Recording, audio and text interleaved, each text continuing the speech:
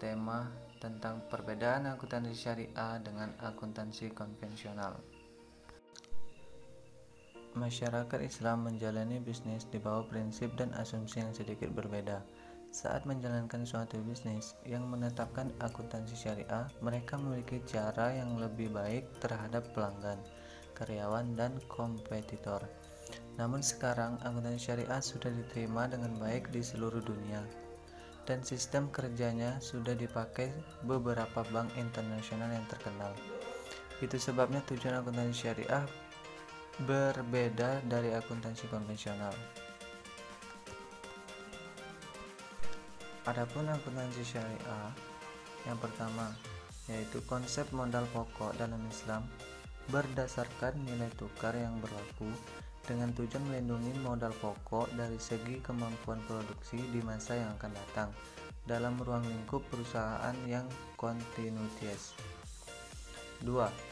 Barang-barang pokok dibagi menjadi harta berupa uang atau cash dan harta berupa barang atau stok,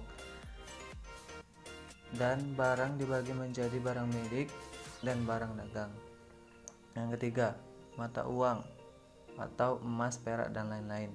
Bukan tujuan segalanya, melainkan hanya sebagai perantara untuk pengukuran dan penentuan nilai harga. Yang keempat, penentuan nilai dan harga berdasarkan nilai tukar yang berlaku. Yang kelima, membentuk cadangan untuk kemungkinan bahaya dan risiko. Yang keenam, membedakan laba dari aktivitas pokok dan laba yang berasal dari kapital atau modal pokok yang berasal dari transaksi, dan wajib menjelaskan pendapat dari sumber yang haram jika ada, serta berusaha menghindarkan dan menyalurkan pada tempat-tempat yang telah ditentukan oleh para ulama fikih.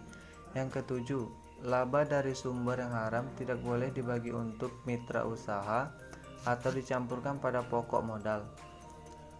Dan yang ke-8, laba akan ada ketika adanya perkembangan dan pertambahan pada nilai barang, baik yang telah terjual maupun yang belum. Akan tetapi jual beli adalah suatu keharusan untuk menyatakan laba dari laba tidak boleh dibagi sebelum nyata laba itu diperoleh. Adapun akuntansi konvensional, yang pertama yaitu konsep modal pokok atau kapital belum ditentukan, sehingga cara menentukan nilai atau harga untuk melindungi modal pokok sering berbeda pendapat. Yang kedua, modal terbagi dua, yakni modal tetap atau aktiva tetap dan modal yang beredar atau aktiva lancar. Yang ketiga, mempraktekkan teori percadangan dan ketelitian dari penanggung semua kerugian dalam perhitungan. Yang keempat, menyampingkan laba yang bersifat mungkin. Yang kelima, menerapkan prinsip laba universal, mencakup laba dagang, modal pokok, transaksi, juga uang dari sumber haram. Yang keenam, laba hanya ada ketika adanya jual beli.